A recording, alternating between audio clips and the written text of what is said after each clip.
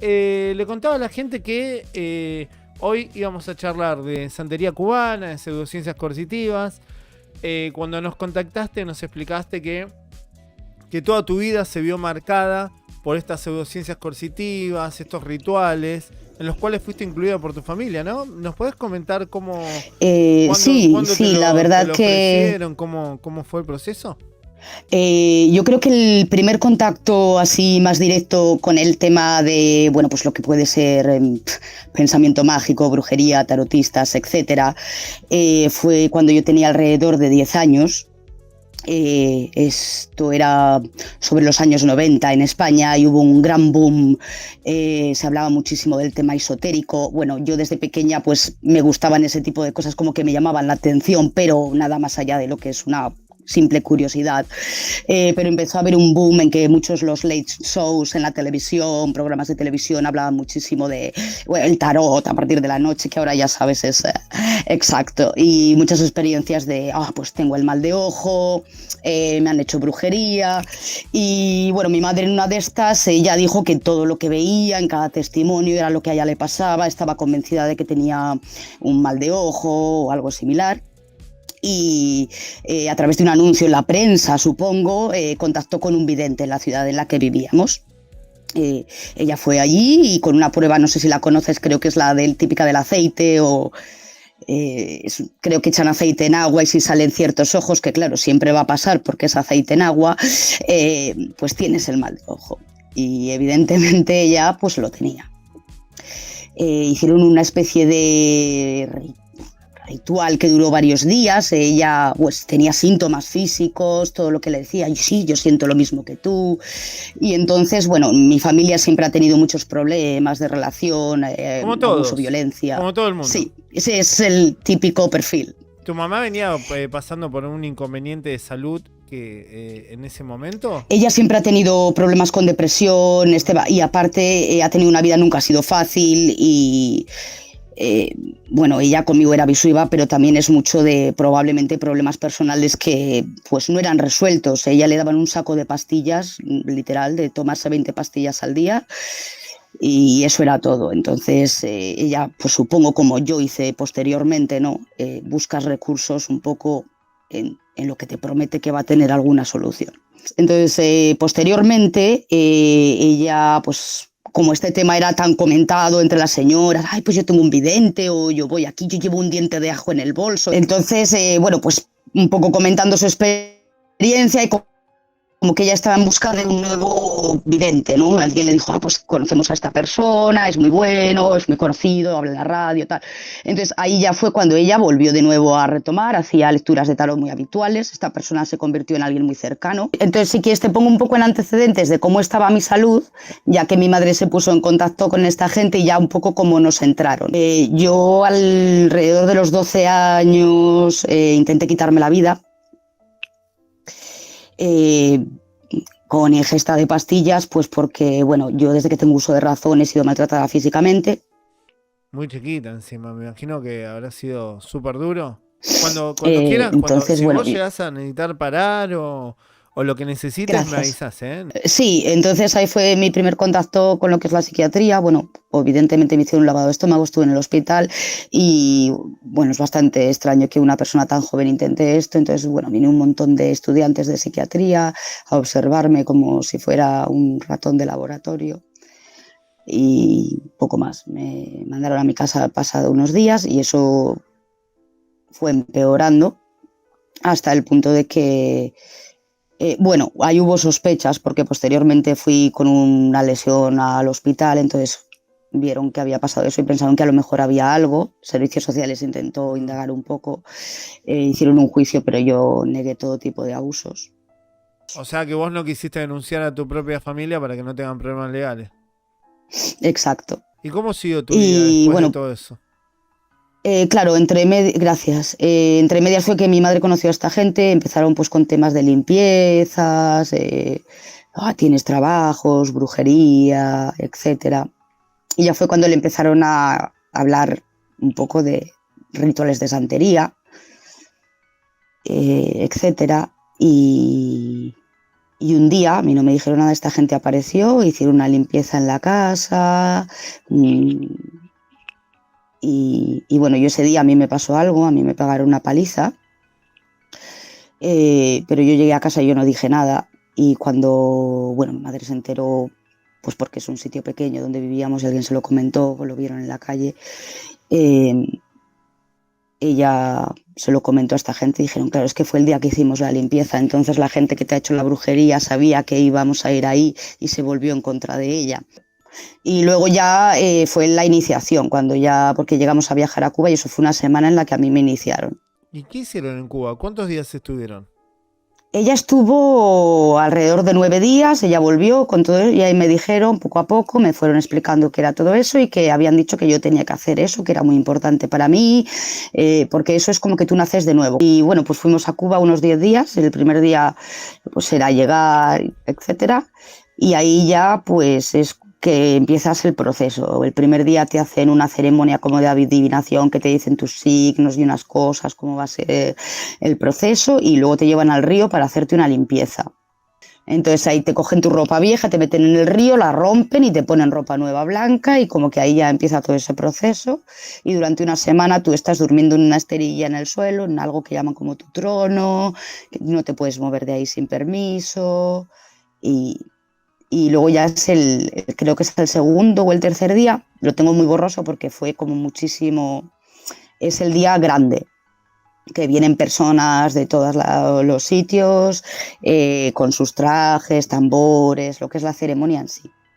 A mí me dijeron que yo tenía que tener los ojos cerrados todo el tiempo, entonces yo creo que en algún momento incluso me quedé dormida, porque esa ceremonia dura un día entero.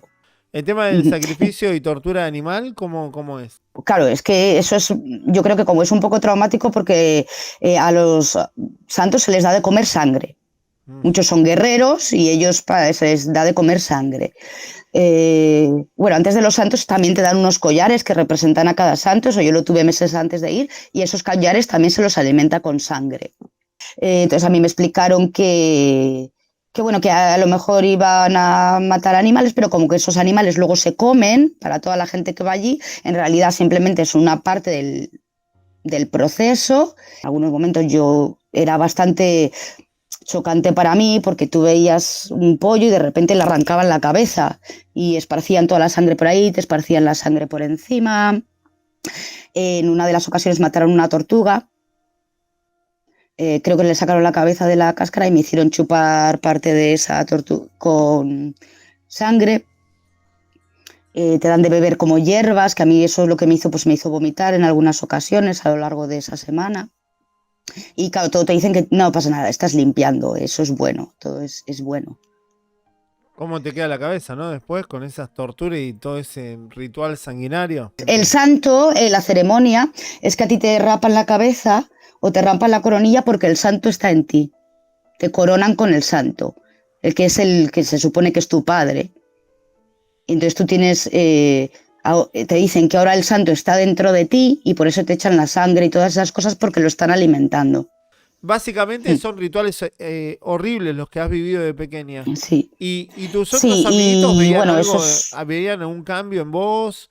O sea, porque esto te repercutía sin duda en tu salud Claro, mental. posteriormente, después de todos los sacrificios, en ese día tan especial, pues se hace durante un par de horas, van preguntando consejos a estos santos. Y ahí es cuando te dan un cuaderno que es como el cuaderno de consejos para tu vida.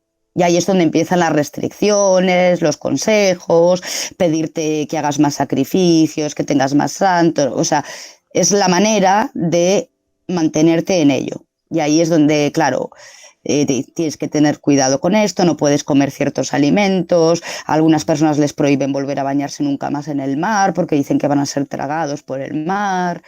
Es completamente, dominan todo. Pueden ser cosas de algo que no te puedes poner, que no puedes ir a ciertos sitios, que no puedes comer ciertas comidas, que tienes que tener cuidado con ciertas enfermedades. A mí me llegaron a decir cuántos hijos iba a tener.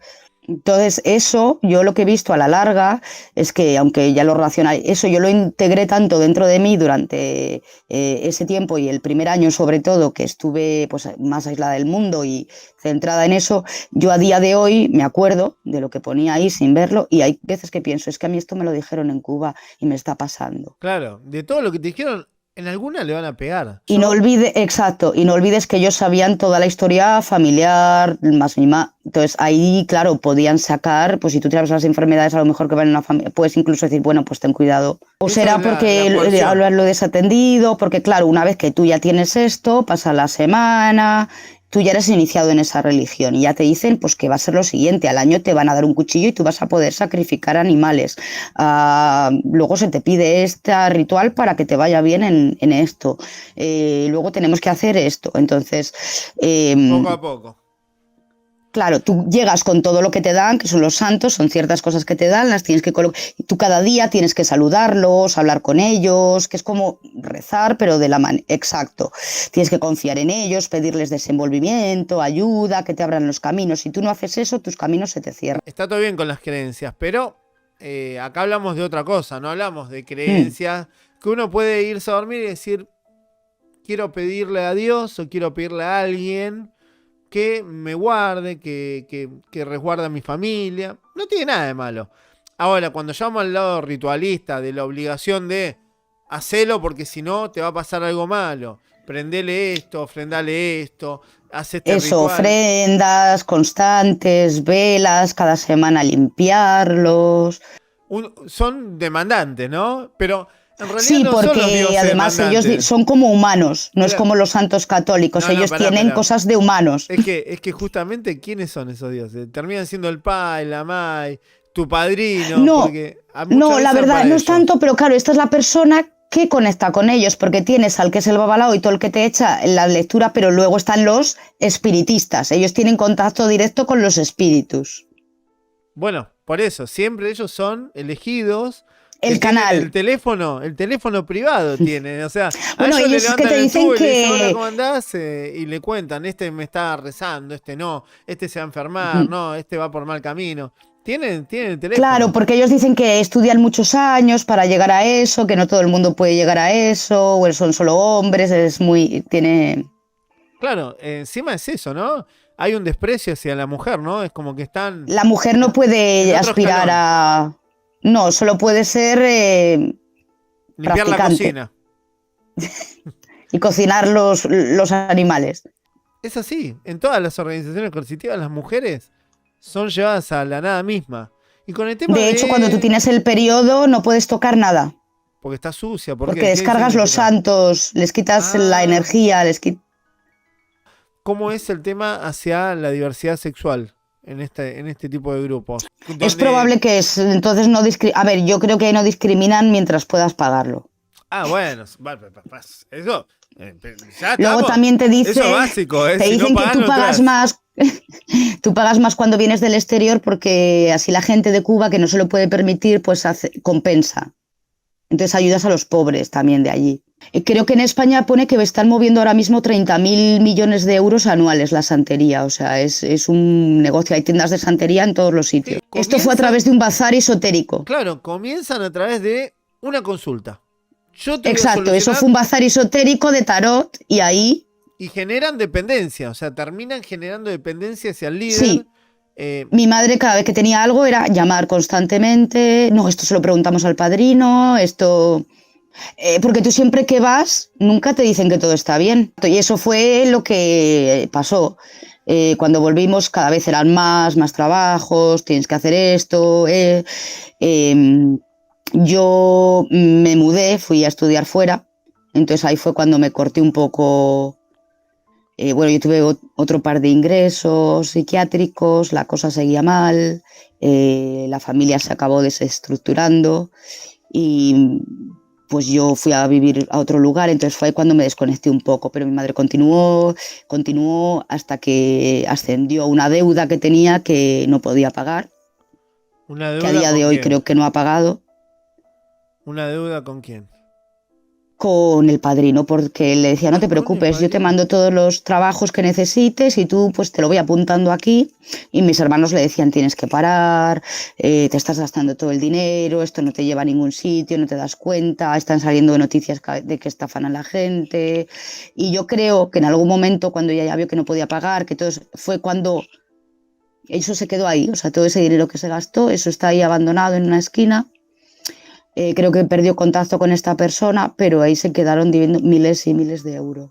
Me fui a estudiar fuera, estuve 2 ingresos psiquiátricos, todo ya pues empecé con tempranas depresiones, ansiedad, mucha inestabilidad emocional, todo probablemente pues provocado, ¿no?, por la infancia y toda esta serie de traumas.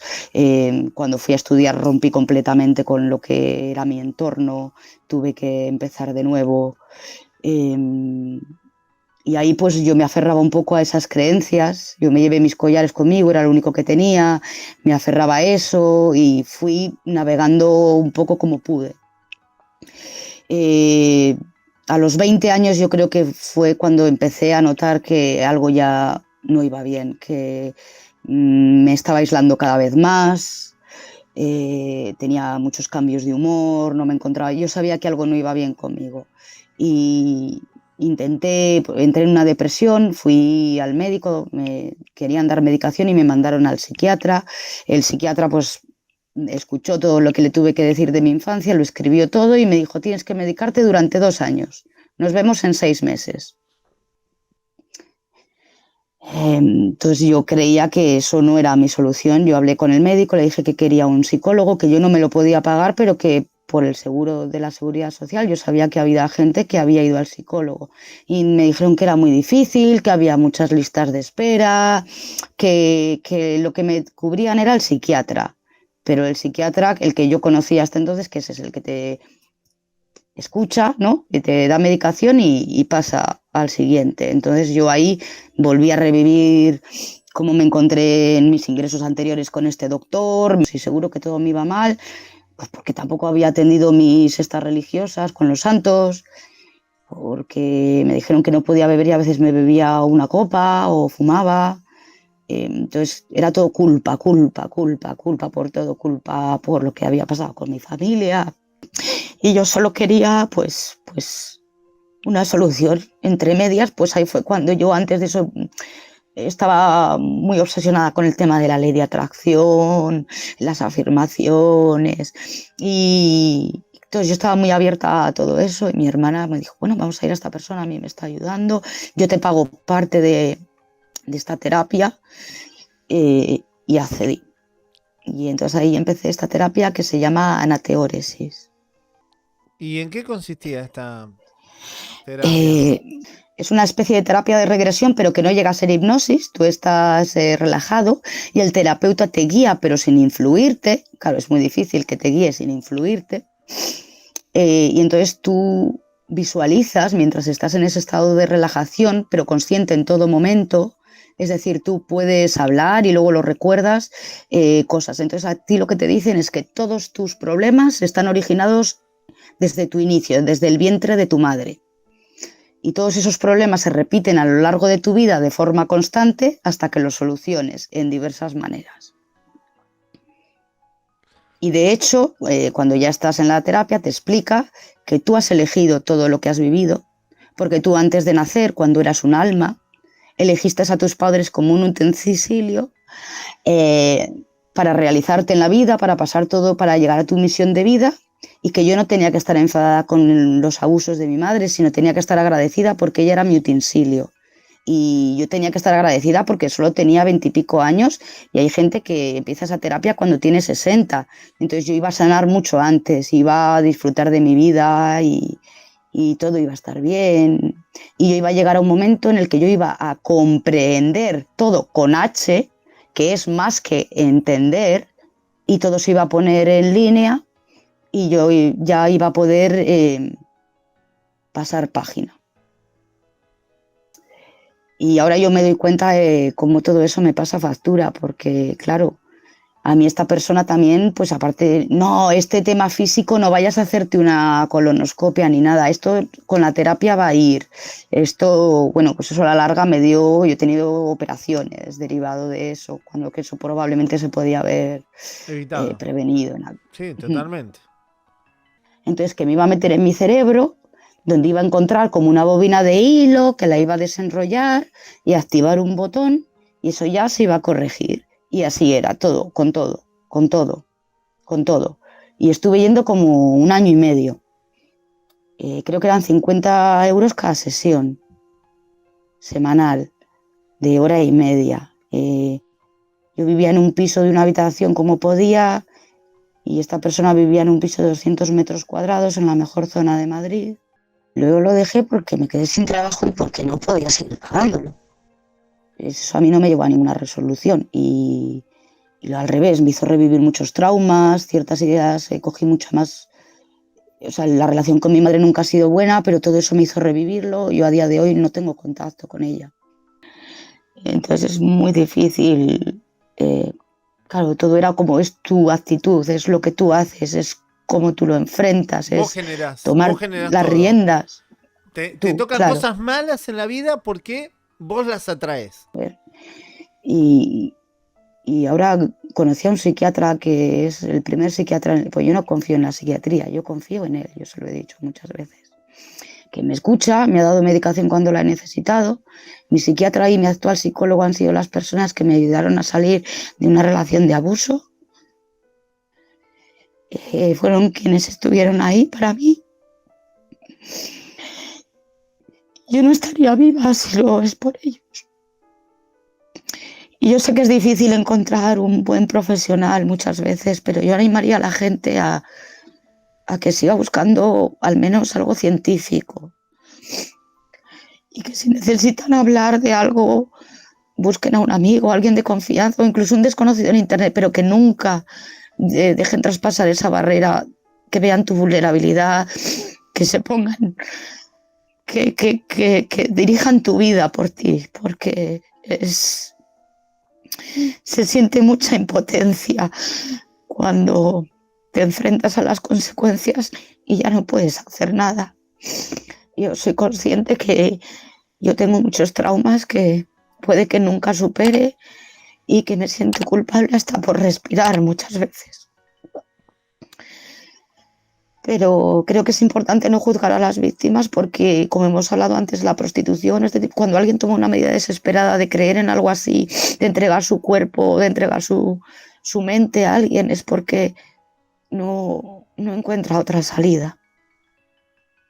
Y creo que nunca nos tenemos que olvidar de eso. Es que incluso uno piensa en uno mismo, ¿no? Pero detrás de uno hay amigos, hay familia, que si uno no está, sufrirían mucho.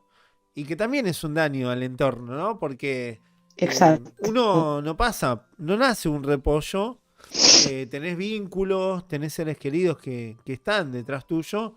Y realmente cuando uno está mal, todos están mal. Y cuando uno se Sí. suicida, deja destruido muchos vínculos a muchas personas que necesitan después terapia. Y, y sigo pensando que no se recupera la salud, ¿eh? Creo que lo No, único que se aprende a generás... vivir con ello. Exacto. Se aprende a vivir con Exacto. ello. Aprendés a Y seguir. Te deseo lo mejor, te deseo que sigas recuperándote. El contar gracias. esto, el tener las agallas, el coraje para contar la historia de esta manera, significa que te estás recuperando. Si necesitas algo, algo que te podamos ayudar, acá hay gente que te va a saber entender, te va a escuchar. En nuestra red hay activistas también, donde podés recurrir también para poner el oído, lo que sea. La verdad que a veces uno está tan solo que necesita por lo menos alguien que lo entienda. Y acá, por suerte, la gente que sigue la lucha y que sigue el contenido conoce la problemática y son la gente que más te va a saber comprender. Así que bueno, cuando vos quieras... pues sí, ya me he pasado por tu web, pero seguimos en contacto cualquier cosita y en lo que yo pueda ayudar, pues igual, aquí estamos. Así dale. que un saludo y un beso grande Te para mando un todo el beso mundo. grande y estamos en contacto.